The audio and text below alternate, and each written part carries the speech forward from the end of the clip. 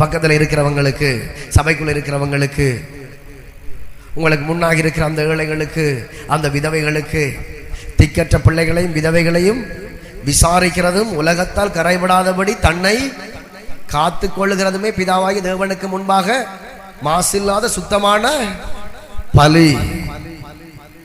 நாங்கள் விசாரிக்கிறோமா? அதை நாங்கள் பழகி கொள்ள வேண்டும்.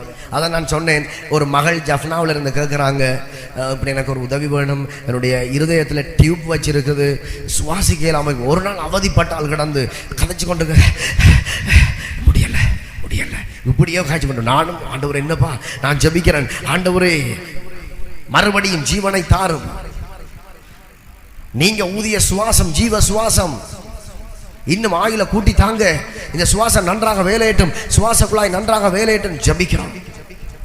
அதுக்கு பிறகு சொன்னால் அந்த மருந்து வாங்குறதுக்கு இவ்வளோ பணம் தேவைப்பட்டு கொண்டே இருக்கிறது. அப்படியும் இப்படியும் என்னோட பழக்கமானவர்களிடத்திலே கேட்கிறேன். ஒரு சில பேரிடத்துல நான் இங்கே சர்ச்சில் அறிவித்தேன், எல்லாருடைய கையின் நீளல்ல, 3 பேர், நான் பேர் சொல்ல விரும்பல, கர்த்தர் பார்க்கிறார், 3 குறைந்தது 3-4 பேர் கொடுத்தார்கள்.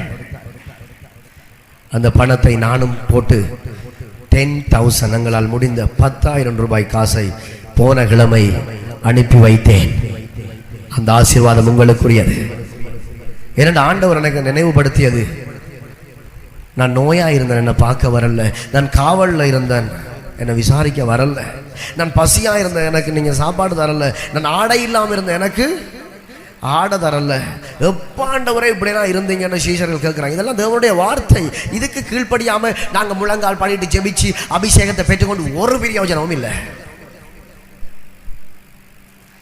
எப்பாண்டவரே நீங்க பசியா இருந்தீங்க, எப்ப ஆடை இல்லாம இருந்தீங்க, இந்த சிறியரில் ஒருவனுக்கு நீங்கள் எதை செய்தீர்களோ அதை எனக்கே. அது பெரிய ஊழியம். தேவன் கவனிக்கிறார், ஒவ்வொன்றுக்கும் புள்ளி போடுகிறார். ரைட், இன்றைக்கு இப்படி பண்ணியிருக்கிறான், ரைட், இன்றைக்கு இப்படி பண்ணியிருக்கிறான், ஓகே. ஞாபக புஸ்தகத்தில் புள்ளி வைக்கப்படுகிறது, இன்றைக்கு இப்படி பண்ணியிருக்கிறான்.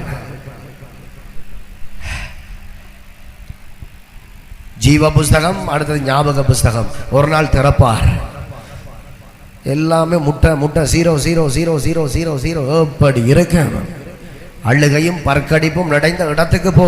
ஆண்டவரே நான் தீர்க்க தரிசனம் சொன்னேன், ஜபித்தேன், சபைக்கு போனேன், நீ யாரு, உன்னை எனக்கு தெரியாது. யாரை பார்த்து சொல்வார் சொல்லுங்க? அவருடைய வார்த்தைக்கு கீழ்ப்படியாதவர்கள், அவருடைய வார்த்தையை புறக்கணிக்கிறவர்கள்.